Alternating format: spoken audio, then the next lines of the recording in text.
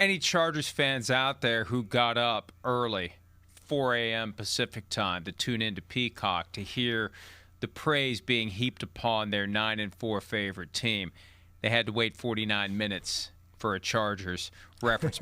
Marianne Doe is going to be very upset with us. There was a Marianne Doe sighting last night, by the way. I wondered if ESPN would put her on TV again. She's that very notorious.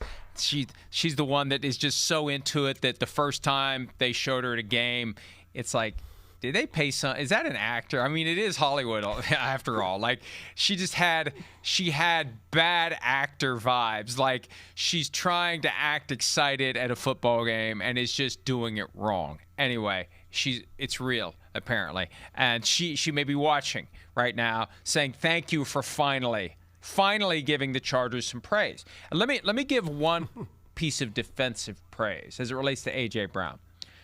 Because there was, before the 4th and 4 where Owe jumped into the neutral zone and Mailata wisely reacted to it and they got the free first down, A.J. Brown had a chance down the left sideline. He got a hand on the ball. And that wasn't one of the plays he listed in his list of regrets. Maybe it should have been. But if you watch that back, and this is that kind of subtle hook that arm defensive back. Hey, AJ, why are you trying to catch it with one hand? Well, because the defensive back grabbed my arm. He grabbed my arm right before the ball came in, and it happened so fast nobody saw it. Great play by that defender. We're taught, make them make a one-handed catch. If you can be running, all that was defensive back. He's running, A.J. Brown's running. It just so happens at the same time as they pump their arms, the DB's arm miraculously hits A.J. Brown's other arm. Maybe he did it on purpose. Maybe it just happens when good defensive backs turn, lean, locate, and find the ball. But I was watching, and I just started smiling. I was like, man, that is a great defensive back play to hook that arm, reach with the other hand, then let that other arm go as you reach right on time that the ref can never see it. And again, you make them make a one-handed catch. And, sometimes we see it, but right there, that was a huge play in the game to make sure that he couldn't come down with that ball. And it was so subtle, but that's how you avoid detection. The booth didn't see it. And it's something that, yep. I just got lucky. I was looking in the right spot. Well, I mean, and I guess the thing that as a viewer of football games you can take forward, any Chargers fans out there who are delighted that we're finally talking about their team, when you see a receiver having to stick one hand out there, when they show the replay, where's the other arm? And why wasn't the other arm part of it? Is the guy just trying to be fancy? Or did maybe he get that arm grabbed and pulled away at the last split second and got away with it and didn't get flagged? You mentioned Herbert. He got sacked 7 times. And, he had surgery where they put a plate and screws in his hand. And 1 week later, he played. And the pad that was on there, I mean, it didn't look all that intricate or large. And then meanwhile, it's funny, Laura Rutledge, the sideline reporter, he had his elbow that wouldn't stop bleeding. She called it a flesh wound. That's a hell of a flesh wound if they can't get the thing to stop bleeding. And they're constantly changing out the bandage, because that's called a nicked artery. That's not a flesh wound. I mean, this guy really is under modern football standards, he's a throwback. He's a warrior. Nothing stops him. Nothing deters him. There was no way he was going to miss that game. He was under siege all night, and ultimately they pulled off the victory. And he did everything in his power and then some. And he didn't have the help around him that he could have had. And it just makes me wonder how far this team can go despite being 9-4. If you're not going to have, enough receivers to get separation, if the running game isn't going to be where it needs to be, and the defense bent but didn't break, and they caused those 5 turnovers, 2-on-1 play, but that's not going to happen all the time. He just needs more. He needs more from the others around him to take this team to where it wants to go. Yeah, and then you think about their tackle, Pipkins. He went out last night and got hurt as well. Justin Herbert, last night was phenomenal from the standpoint of, like, I think we all knew that Harbaugh loved him, and you understood, like, there's never been someone that hasn't talked about how talented Justin Herbert was. But watching a guy go out there, and as we were playing those highlights, he's stiff-arming.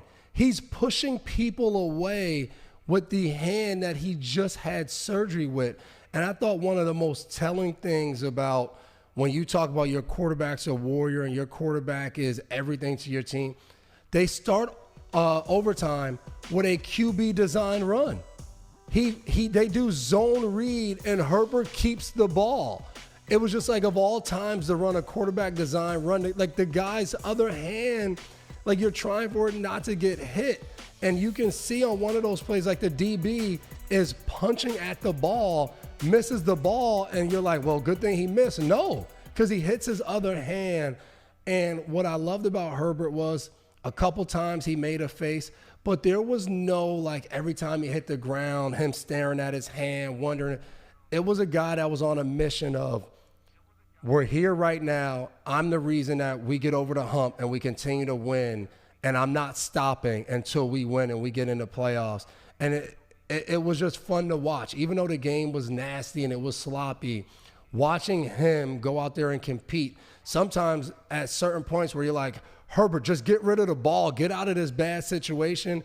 He stood in there time and time again, not caring really about the bad results, just waiting to make the big play and make the play to win the game. And ultimately, that's what they were able to do on that overtime drive.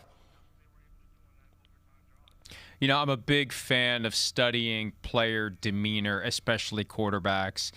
And there's a common thread, I think, from the two quarterbacks we saw last night. They're the same all the time. The same vibe all the time. It doesn't change. There's no roller coaster.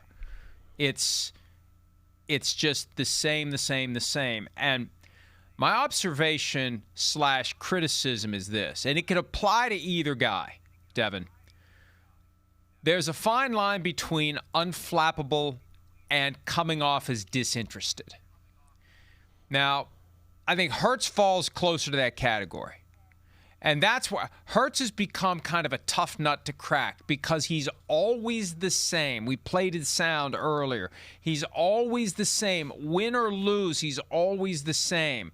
When the season is in free fall and you're that same guy that is always like unflappable, there is a point where some, especially the very zealous Eagles fans who want it as badly as they want anything, and they're going to get upset if they sense the people involved in the team don't want it as badly as they do. I think that cool can be a problem. Now that the focus is going to be on him in Philly after last night,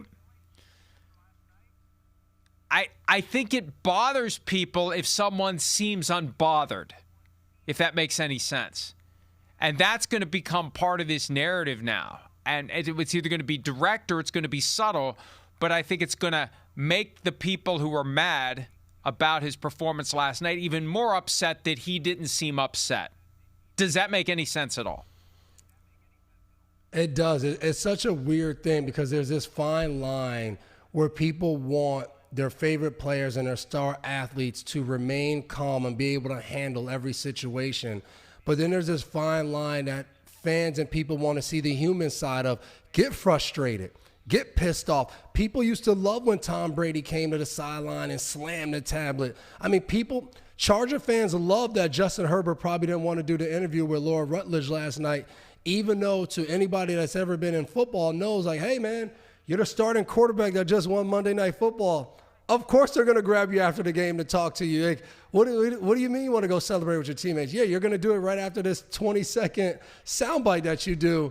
But I think people saw that, and they were like I saw people tweeting, Justin Herbert just wants to celebrate with his team. Like, that was an emotion, right or wrong, that people were like, that's my quarterback. I think people love to say that. And when Jalen Hurts wins, People love that.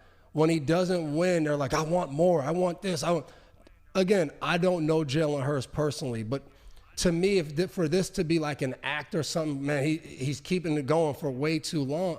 I just think that's who he is. I think the thing that we need to all pay attention to is how close is he with his teammates? That do they feel that's just who he is? That like, are they fine with it? Because that's now the moment. This is the moment in time where if things don't go well, if they don't play well Sunday, which like you brought up, all of those things play a part. Like playing on the West Coast, getting back at 7:30, 8 a.m., depending on how you go to the airport. Do you go as a team? How far do you live from the airport? What time do you get home? Like you don't really sleep. Like depending on if you can sleep on the plane. So now you spend all day on your Tuesday, your off day, trying to catch up on sleep. Do you have kids? Do you have a family? Like all of that plays a part. Next thing you know, they're going to show up tomorrow morning, and maybe I remember in New England sometimes you do a later start to try to catch up on sleep. But they're going to show up and they're going to be like, oh, damn, we're on our next opponent already? Like, damn, I got to turn my brain around. You know, Tuesday today, they got to turn on some Raiders film. They got to watch the game back from like, you have a lot to do. And sometimes it's a little easier to do it when you won and you're like, hey, I want to turn on this film we just played last night. I want to watch it because we played well and now I want to move on. Like they're going to be in a situation where they got to turn the page quickly. And if it doesn't happen, we said it earlier, this whole thing can fall apart in a hurry. Hi, it's Mike Florio. Thanks for watching PFT on YouTube. Hit subscribe for the latest news and analysis from Pro Football Talk.